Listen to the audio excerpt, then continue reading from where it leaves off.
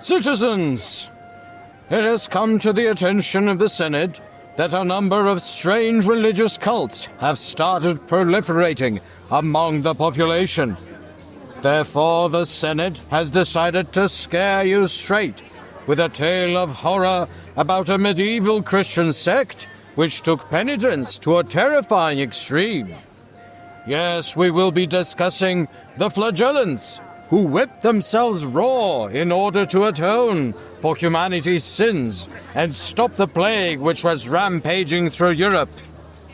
But before we whip you into shape, do take time to like, subscribe, and enable bell notifications so that you may never miss History in the Forum! Citizens! The Flagellants were a religious sect from the 13th to the 14th century in Europe, which practiced self-flagellation, whipping themselves with whips, knotted ropes, and scourges. They believed that by doing so, they'd attain salvation, and by their suffering, they'd redeem the world.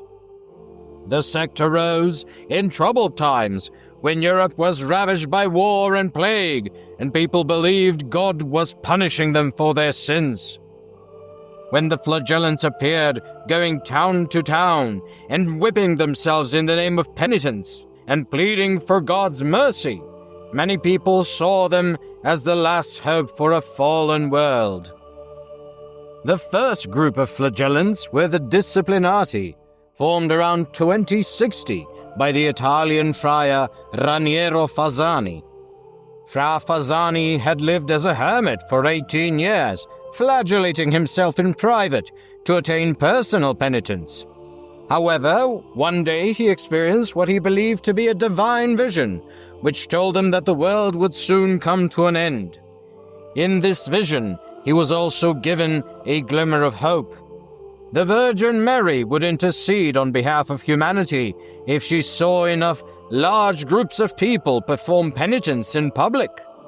Fra Fasani then petitioned the Bishop of Perugia to help him gather supporters by presenting to him a letter, allegedly from the Virgin Mary herself. The bishop issued a proclamation calling on people to support Raniero Fasani in his public acts of penitence. Thus, the Disciplinati di Gesù Cristo were born and took northern Italy by storm. Fasani's Disciplinati would march through towns, singing and scourging themselves, calling on passers-by and onlookers to repent and join them. The spectacle of thousands of people whipping their backs, chanting and singing must have been awe-inspiring and terrifying. They are described by contemporary observers as bloody spectacles indeed. The Church, while initially supportive of these public acts of piety, grew to have a distaste for the Disciplinati. Eventually, when the purported spiritual benefits of flagellation failed to materialize, and people got tired of whipping themselves raw, the movement died out, but not before it started spreading north into the rest of Europe. In the middle of the 14th century, Europe was ravaged by the Black Death, the terrifying plague that wiped out almost a third of the continent's population. In this horrible time, people were desperate for anything that would make the suffering make sense, and with kings and bishops dying of the plague as easily as the lowest peasant, it seemed that no authority, neither secular nor religious, could explain, let alone stop what was going on. More than their lives, people were losing hope, and they believed God had abandoned them. The Flagellant movement stepped into this void. The Flagellants believed that by mortifying their own flesh, they could entice God to forgive their sins and bring an end to the plague. They reasoned that if Jesus could redeem the sins of mankind through his suffering on the cross, they too could in some smaller way attain salvation for themselves and the world. They'd walk in processions through towns and villages, singing devotional songs and whipping themselves, loudly calling on God to forgive their sins and the sins of others.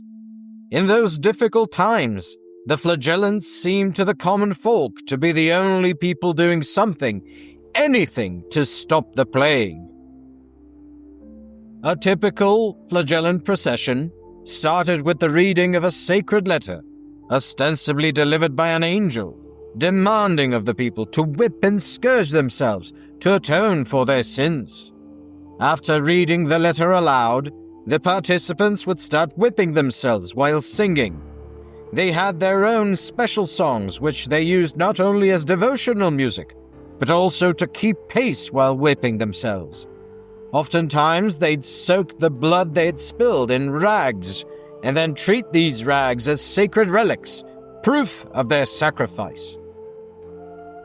The Flagellant processions were such spectacles that they left very powerful impressions on observers. Many people were enticed to join the Flagellants and begin whipping themselves as well.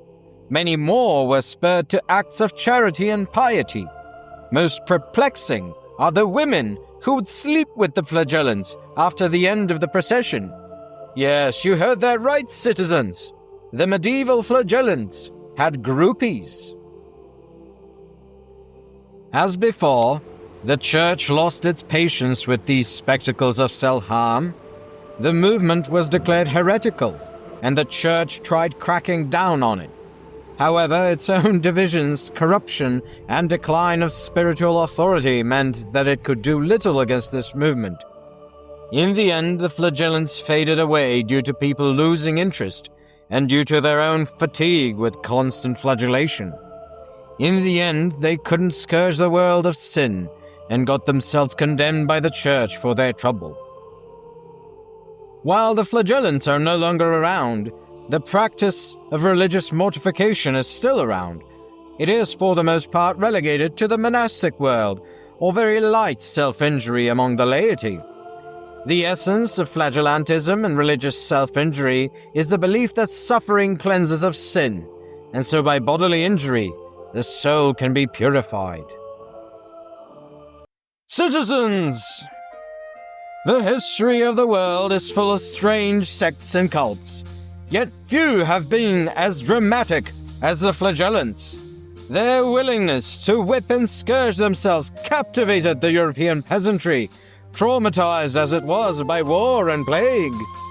To a people who believed God had abandoned them, the Flagellants' conviction and zeal presented a spectacle of salvation not witnessed since the crucifixion of Jesus. Perhaps it was for this reason that the Church finally condemned the Flagellants. What do you think about it? The Senate would like to hear your opinions in the comments section. Also, remember to like, subscribe, and share these videos so neither you nor your family and friends will ever miss another History in the Forum!